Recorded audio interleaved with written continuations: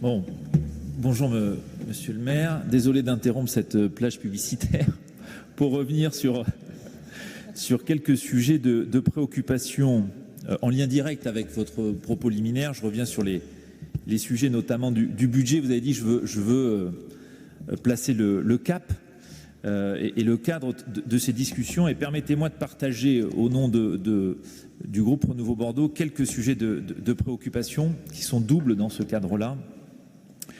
Le premier, et les deux portent sur le pouvoir d'achat des Bordelais. Les tarifs des services municipaux ont progressé, quasiment tous d'ailleurs, en 2022, de manière très dynamique, de la cantine des enfants, cantine des seniors, des musées, vous en avez parlé. Nous avons des délibérations qui vont porter aujourd'hui un certain nombre d'augmentations tarifaires, et nous l'avions dénoncé à l'époque, monsieur le maire, les évolutions des tarifs sont désormais indexées sur l'inflation, et vous pouvez, sans même passer devant ce conseil municipal, compte tenu d'ailleurs de l'augmentation galopante de l'inflation, voir arriver des augmentations de tarifs de 6 à 7% en 2023. Et d'autre part, je fais le lien avec le deuxième sujet, notre préoccupation sur le risque d'une augmentation des impôts pour notre ville. Vous l'avez dit très clairement à la presse récemment, il y a quelques semaines, je crois que c'était sur France Bleu Gironde, et vous menacez un peu, vous brandissez la menace de l'augmentation des impôts en expliquant qu'effectivement nous sommes face à une crise énergétique qui impacte les finances de la ville. Je voudrais vous redire ici de manière un peu solennelle qu'il nous semblerait que ce serait la pire des orientations que d'accepter en 2023 encore une augmentation des prix des services municipaux et d'autre part d'augmenter les impôts. Vous seriez à contretemps de tous les efforts qui sont faits, en particulier par l'État, pour protéger le pouvoir d'achat des Français. Et je vous le dis d'une part parce que je pense que c'est à contretemps, et d'autre part c'est illégitime. Pourquoi ?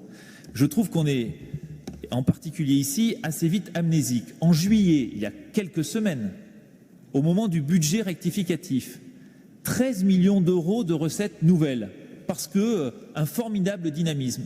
Oubliez ces bonnes nouvelles. Et en gros, les bonnes nouvelles, c'est pour la ville de Bordeaux, et les mauvaises nouvelles, c'est soit pour l'État, soit pour les contribuables. Et quand vous dites nous sommes sans aucune protection, nous les collectivités locales, c'est faux, monsieur le maire. D'abord, 30 000 des 36 000 communes sont protégées par un tarif réglementé. Et la ville de Bordeaux, comme toutes les communes, toutes les collectivités qui ne sont pas protégées par un tarif réglementé, vous le savez, c'est la loi, ça a été voté à l'unanimité au Parlement, à l'Assemblée et au Sénat, bénéficient d'un filet de sécurité. Qui dit quoi? Que les collectivités qui seraient le plus impactées par l'évolution des prix de l'énergie, avec une conséquence significative sur leur budget, seront aidées. Donc vous ne pouvez pas dire, monsieur le maire, pardonnez-moi de vous contredire, qu'il n'y a rien, aucune protection. C'est faux, nous protégeons les collectivités qui sont les plus impactées.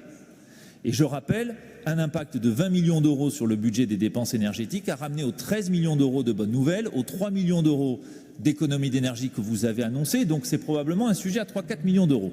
Donc je ne voudrais pas qu'on brandisse la menace énergétique pour justifier une augmentation des impôts dans quelques semaines. Et par ailleurs, et vous l'avez peut-être lu dans le Sud-Ouest ce matin, j'ai déposé pour le compte de la majorité un amendement pour l'année 2023 qui protégera les collectivités les plus impactées en raison de l'augmentation des prix de l'énergie. Et je constate que de droite comme de gauche, des maires ici même sur notre territoire se félicitent de ce dispositif.